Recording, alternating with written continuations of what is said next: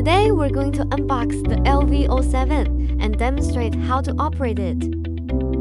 This is the product manual.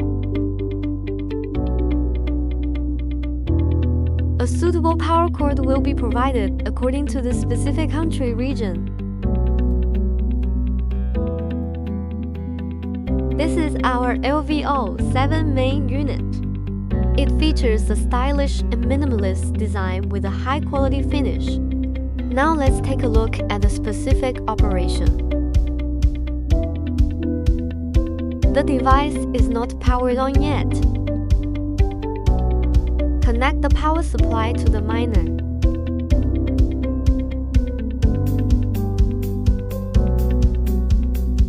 Once powered on, the screen will light up and display Lucky. Open the Wi-Fi settings on your phone or computer. Connect to the Lucky Wi-Fi network. Now after a few seconds, the browser will open the configuration page. Adapter and the connector. Click the three horizontal lines in the upper left corner.